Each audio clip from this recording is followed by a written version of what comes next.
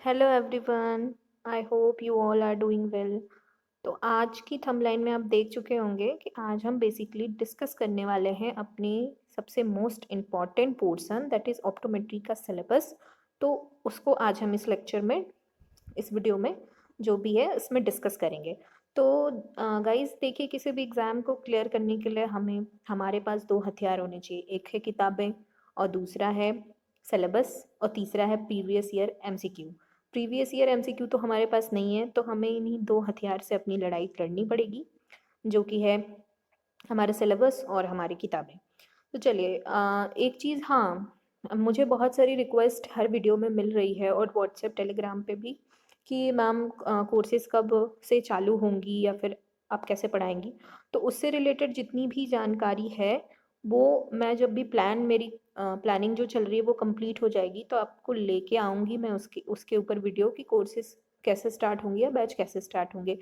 अभी जब भी स्टार्ट होंगे तो जो हमारी UP triple S C ETO की वैकेंसी है उससे रिलेटेड जो कट ऑफ जारी कर दी जाएगी यूपी ट्रिपल एस सी की तरफ से कि कौन कौन से लोग कितने मार्क्स वाले एलिजिबल हो गए हैं, उनकी कट ऑफ आ जाएगी। वो चेक कर लेंगे कि हाँ वो एलिजिबल हैं, वो एग्ज़ाम दे सकते हैं।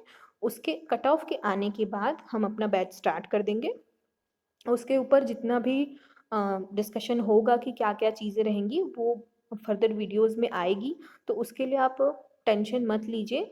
और एक क्वेरी मुझे रिसीव हुई थी कि कब तक आएगी कट ऑफ। तो देखिए, ये तो गवर्नमेंट के ऊपर है कि वो कट ऑफ कब तक देते हैं, लेकिन अगर हम प्रीवियस रिकॉर्ड देखें एक्सरे और डेंटल का, तो उनके सिलेबस आने के 15 से 20 दिन में उनका कट ऑफ आ गया था। तो हम अपने लिए भी यही उम्मीद कर सकते हैं कि 15 से 20 दिन में हमारा भी कट ऑफ आ जाएगा। तो चलिए, बिना डिले कर किए अपने सिलेबस को देखिए। इसमें हम कुछ डिटेल में बात करेंगे अपने सिलेबस से रिलेटेड। तो सबसे पहले बात कर लेते हैं कि हमारा 65 क्वेश्चन होंगे और 65 नंबर का होगा। हर क्वेश्चन हर क्वेश्चन जो है वो आपका 1 मार्क्स का होगा, ये हम सब जानते हैं। और जब हम आगे बढ़ते हैं तो देखिए, ये है हमारा पूरा डिटेल सिलेबस, जिसमें पहला नंबर है जनरल एनाटॉमी एंड फिजियोलॉजी। ठीक है, ये पहला नंबर है। फिर ऑकुलर एनाटॉमी, देखिए ऑकुलर एनाटॉमी लिख दिया, वहाँ जनरल एनाटॉमी लिखा है। तो जनरल एनाटॉमी यानी कि जो हमारी जो फर्स्ट ईयर डिप्लोमा में हमें जनरल एनाटॉमी और फिजियोलॉजी पढ़ाई जाती है उससे रिलेटेड, यानी पूरी ह्यूमन बॉडी की एनाटॉमी और फिजियोलॉजी यहाँ पे पूछी जाएगी, जिसको इन्होंने जनरल एनाटॉमी और फिजियोलॉजी कह दिया। और ऑकुलर एनाटॉमी यानी आँख से रिलेटेड एनाटॉमी और फिजियोलॉजी। फिर फिजिकल ऑप्टिक्स, यानी हमने लाइट और ये सारी चीज़ें, लाइट की जितनी भी फिनोमिना, फिजिकल ऑप्टिक्स के जितने भी फिनोमिना, रिफ्लेक्शन जितने भी हैं वो सारे फिजिकल ऑप्टिक्स में आ जाएंगे, जो आपको डिप्लोमा में हर कॉलेजेस में ये सारे टॉपिक्स कवर कराए जाते हैं। तो इसमें तो कोई कन्फ्यूज़न नहीं होगी आपको। कन्फ्यूज़न मेन आ रही है, देखिए ये लेंस भी हमें समझ में आ रहा है कि लेंस और प्रिज्म से पूछेंगे क्वेश्चन, कॉन्टैक्ट लेंस से पूछेंगे। और रेटिनोस्कोपी, रिफ्लेक्शन टेक्निक और ट्रांसपोजिशन, रिफ्लेक्शन एरर और डिजीज़ ऑफ आई, यानी आई की जितनी डिजीज़। अब यहाँ पे देखिए, ये है ना सिलेबस, अंधेरे में तीर छोड़ना। डिजीज़ ऑफ आई, भाई एक डिजीज़ तो होती नहीं है आई की, कौन सी डिजीज़ पढ़नी है? नहीं पता कौन सी डिजीज़ पढ़नी है। आई की डिजीज़ है, अब न जाने कितनी डिजीज़ हैं, हम सब तो नहीं पढ़ते रहेंगे कि हाँ भाई ये भी डिजीज़ पढ़ ली वो भी डिजीज़ पढ़ ली। तो यहाँ पे आप क्या करेंगे, जो उत्तर प्रदेश की तरफ से जो भी डिप्लोमा चलाए जाते हैं, तो एक जो हमारे यूपी एफएमसी की तरफ से जो सिलेबस आता है, जो पूरे उत्तर प्रदेश के लिए वही सेम सिलेबस होता है। और जितने भी सर्टिफाइड कॉलेज हैं वो उसी सिलेबस को फॉलो करके ऑप्टोमेट्री का डिप्लोमा कराते हैं। वो पीडीएफ में जितनी भी डिजीजेस ऑफ आई, ये बहुत पहले मैंने अपने टेलीग्राम चैनल पे शेयर किया था, मैं वापस से टेलीग्राम और व्हाट्सएप पे शेयर कर दूंगी। और उसमें जितनी भी डिजीजेस ऑफ आई की कवर की गई हैं उस पीडीएफ में, वो सारे आप डिजीजेस ऑफ आई कवर करेंगे। ठीक है, ये तो हमने डिस्कस कर लिया। अब आते हैं अपने नंबर 10 नंबर पॉइंट पे। तो ये डायग्नोस्टिक इंस्ट्रूमेंट, सारे इंस्ट्रूमेंट यहाँ पे दिए, यहाँ पे भी कोई कंफ्यूजन नहीं है, बिल्कुल साफ साफ सिलेबस दिया है। 11 नंबर है जो फार्माकोलॉजी के बारे में बात कर रहा है। तो इसमें भी इन्होंने स्पेसिफिकली कह दिया कि हमें क्या पढ़ना है। आइए अब नीचे चलते हैं। जो हमारा 9 नंबर का है और 10 नंबर का है, ये तो हमने देख लिया, 11th नंबर भी देख लिया।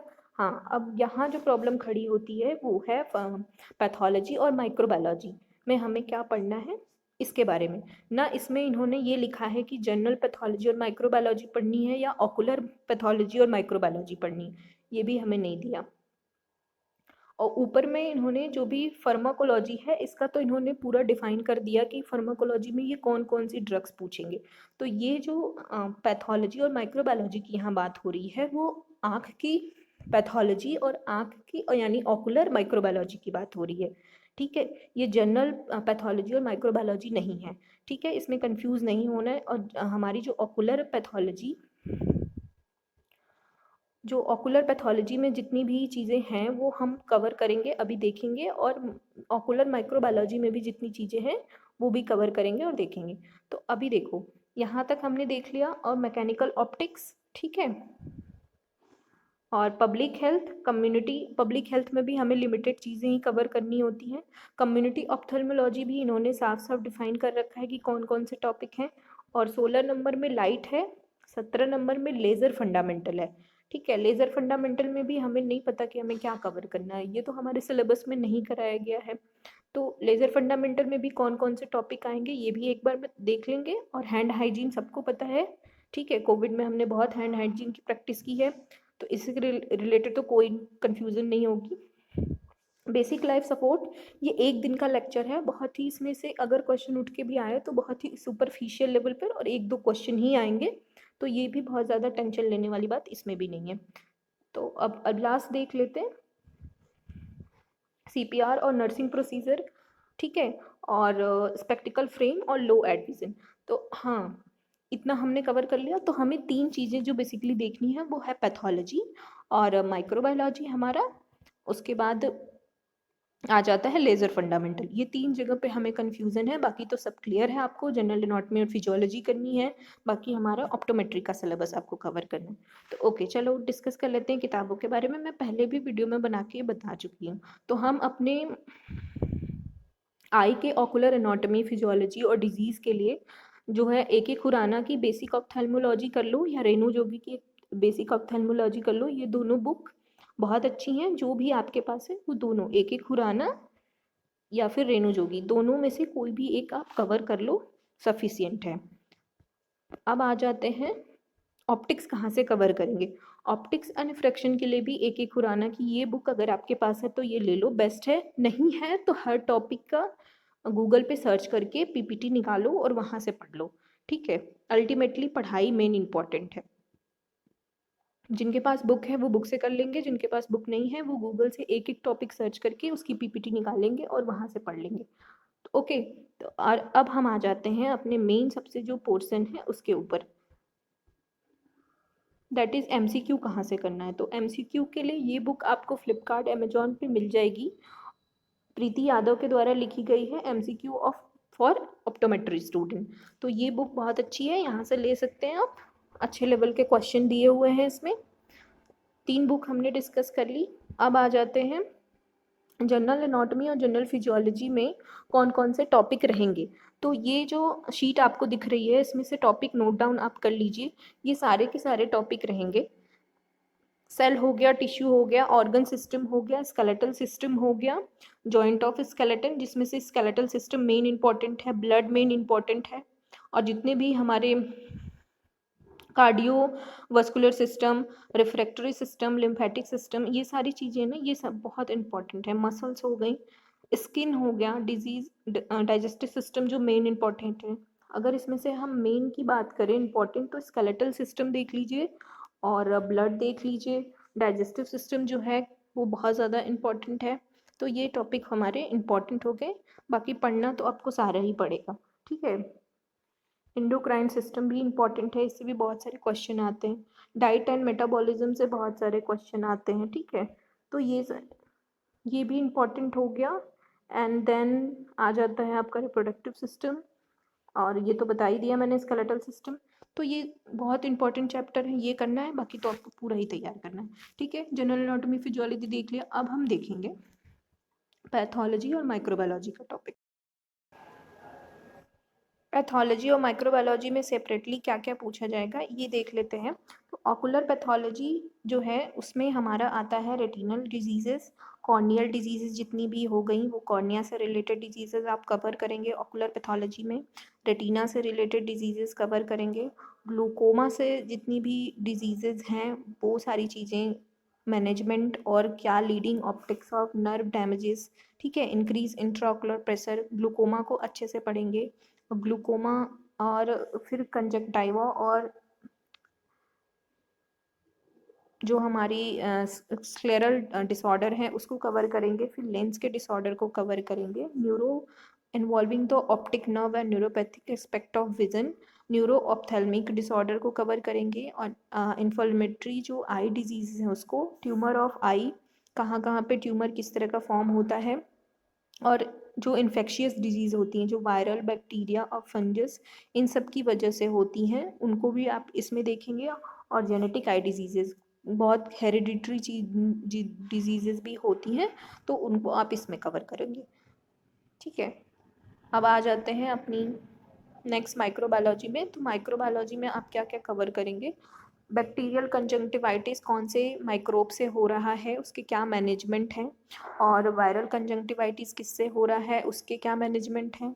फिर कॉर्नियल इन्फेक्शन, फिर endophthalmitis, microbial keratitis, chlamydial infection, ये सारी चीज़ें कवर करेंगे। फिर पैरासिटिक आई इन्फेक्शन कैसे होता है, ऑकुलर सरफेस और infective uveitis, anti microbial resistance, कौन से ऐसी ऑकुलर पैथोजन है जो कि एंटी माइक्रोबियल रेजिस्टेंट हो गए हैं ड्रग से, ये सारी चीज़ें आप ऑकुलर माइक्रोबायोलॉजी में पढ़ेंगे। जैसे ही हम अपने सेकेंड ईयर के सिलेबस में घुसते हैं तो हमें डिजीजेज ऑफ आई कवर करनी होती है, उसके साथ साथ हम उसके माइक्रोबायोलॉजिकल फीचर और पैथोलॉजिकल फीचर एक साथ देख लेते हैं। लेकिन यहाँ पे अलग अलग करके दिया हुआ है, बस डिफरेंस इतना ही है, डिजीज ऑफ आई अलग लिखा है और ऑकुलर पैथोलॉजी अलग लिखा हुआ है। हम अपने सेकेंड ईयर में इन चीज़ों को मिला के पढ़ते हैं, यानी डिजीज़ भी पढ़ते हैं और उसके कौन से माइक्रोब से हो रहा है वो पढ़ते हैं, फिर उसके कौन कौन से दवाइयाँ चलाई जाती हैं वो पढ़ते हैं। मतलब अलग अलग नहीं पढ़ते, सब साथ में मिला के पढ़ते हैं डिजीज़ ऑफ आई में। तो यहाँ पे बस सिर्फ टॉपिक को अलग अलग दे दिया है, पढ़ना हमें वही है जो हम पढ़ते आए हैं। तो टेंशन नहीं लेनी है, आपका जो सिलेबस आपने पढ़ा है अपने डिप्लोमा में वही सारी चीज़ें यहाँ पे भी पढ़नी है। तो ये कन्फ्यूज़न दूर करना बहुत ज़रूरी था कि इसमें क्या कवर होगा, ठीक है। चलिए, तो अब अपने लेज़र फंडामेंटल वाले उसको देख लीजिए कि लेज़र फंडामेंटल में हमें क्या पढ़ना है, जो कि मेन इंपॉर्टेंट और थोड़ा सा नया टॉपिक है। तो आर्गन लेज़र हो गया, जो कि यूज़ होता है डायबिटिक रेटिनोपैथी और रेटिनल वस्कुलर डिजीजेस में। बेसिकली हमें ऑप्थेल्मोलॉजी में जितने तरह के लेज़र यूज़ होते हैं ना उसको पढ़ना है। ये पीपीटी आपको मैं दे दूंगी, इसको आप अच्छे से पढ़ लीजिएगा। ये सिर्फ आपको दिखाने के लिए बनाई थी कि कौन कौन से लेज़र कहाँ कहाँ यूज़ होते हैं। इसको डिटेल में अगर बताऊंगी अभी तो लेक्चर बहुत लंबा हो जाएगा, ठीक है। तो अभी के लिए सिर्फ इतना ही देख लीजिए। जो आपके पास बुक्स नहीं है आप उसे बुक्स को ले भी सकते हैं, और अगर आपके पास है जो भी अवेलेबल उससे तैयारी अपनी स्टार्ट कर दीजिए। और जो भी टॉपिक नहीं मिलेगा वो गूगल से जाके सर्च करिए और वहाँ से उसको पढ़िए, ठीक है। यही सॉल्यूशन है हमारे पास। Thank you so much. आज के लिए सिर्फ इतना ही था। नेक्स्ट जो है हमारे सब्जेक्ट से रिलेटेड लेक्चर आएंगे, तो आई होप आप उससे पढ़ेंगे। लाइक एंड सब्सक्राइब कर दीजिएगा। Thank you.